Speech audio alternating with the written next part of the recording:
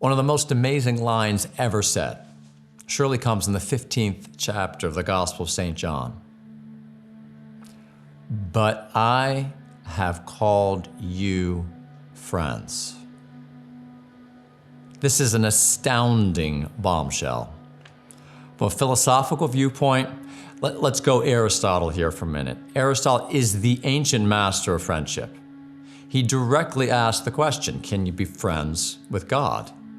And he gives a very straightforward answer, an answer that from his perspective, from what he was able to see, is completely true.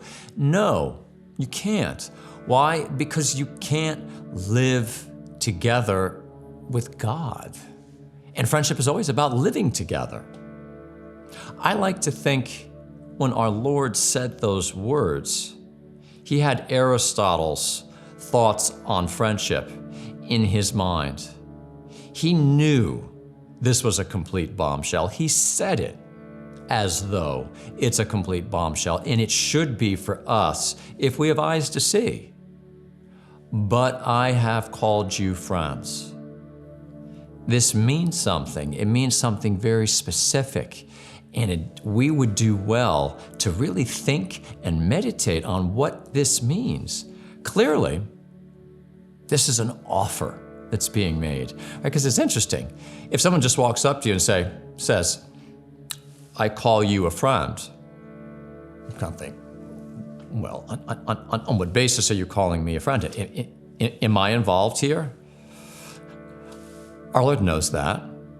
Our Lord knows well that if we don't do something on our side, his calling us friends will have been in vain. So we have to do something. What do we have to do? Well, in a sense, that's the whole question of life. That's what Christianity is about. What do we do to become friends with God? Well, let's just take one angle on that. I'm going to go back to Aristotle. Aristotle's understanding is so enriching. Aristotle's understanding of friendship is so enriching. He talks about friendship as being, again, a way of living together, but then he gets more specific and he says, how do human beings live together? They don't live together the way that cattle do. Cattle can live together by feeding in the same place. Real human living together is in conversation. Real conversation.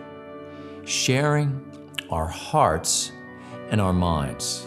This is always the epicenter of friendship, and it's an art. It demands much of us. It demands much of both of us. There's so much that we might say about that. Let's just take that and use that as our angle into our relationship with our Lord. If we want to grow and develop a relationship, a friendship with the Lord, it's going to, in that way, going to have to be like human friendship. It needs to be patterned on it, because that's it, the word friendship, we're supposed to know what it means from our experience of human friendship. So we need to bring that over and say, okay, how's that apply here? Conversation with the Lord. Some meeting of the minds with the Lord. So again, it's a lifetime to reflect on, to practice on how to do that. But how about that as a great kind of new angle of approach into our prayer life? Whole new approach to prayer life. This is where we're developing a conversation with a friend. Think about that as a great angle into experiencing liturgy in a new way. Participating in liturgy in such a way as I'm connecting here with a friend.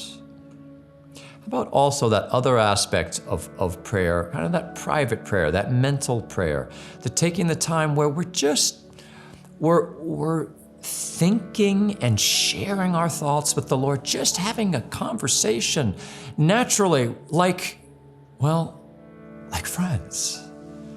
We need to learn how to do this with our Lord. So if we're searching for a way to go deeper, for a way to respond to the astounding call our Lord gives us, maybe a place to begin is just a new approach to our prayer life.